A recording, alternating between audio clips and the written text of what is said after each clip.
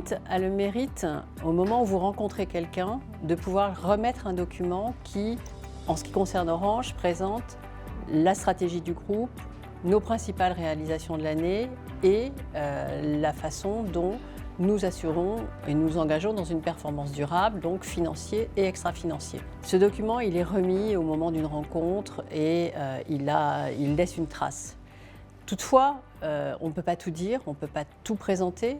Donc l'intérêt d'une version digitale, c'est d'approfondir un sujet, c'est peut-être aussi d'avoir un mode peut-être plus interactif avec des vidéos, voire des infographies que le support papier ne pourra pas forcément mettre à disposition des parties prenantes. L'intérêt du digital, c'est de pouvoir accompagner ces parties prenantes tout au long de l'année sur les actualités et sur les nouveautés, sur les réalisations.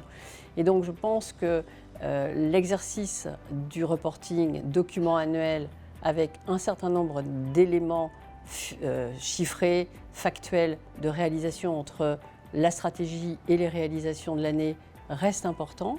Et puis, pour expliquer la vie de l'entreprise, les progrès qui vont être réalisés, les nouveaux projets qui peuvent être intéressants à partager avec les parties prenantes, de ce point de vue-là, le digital est beaucoup plus souple et beaucoup plus réactif par rapport à une actualité ou par rapport à une volonté de communiquer vers ses parties prenantes.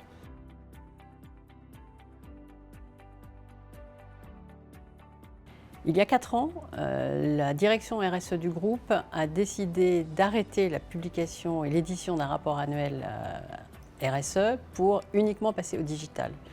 Et à l'usage, nous nous sommes rendus compte qu'il était nécessaire tout de même d'avoir un peu de papier.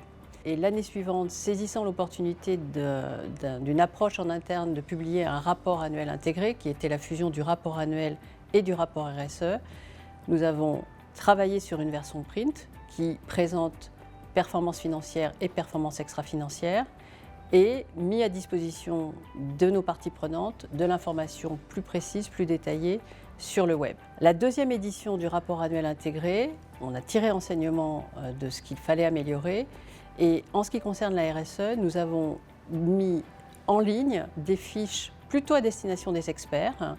Toujours une base de données qui permet de faire des extractions de KPI pour les parties prenantes en fonction des sujets, environnement, social, sociétal, qui les intéressent, mais des fiches d'expertise beaucoup plus détaillées qui apportent en fait la réponse en fonction de l'approfondissement en fait de notre lectorat.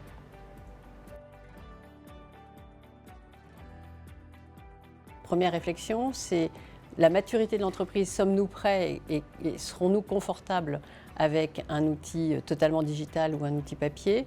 Et puis, nos principales parties prenantes, qu'attendent-elles de nous et quelle est la forme en fait, sous laquelle elles attendent de notre part des informations?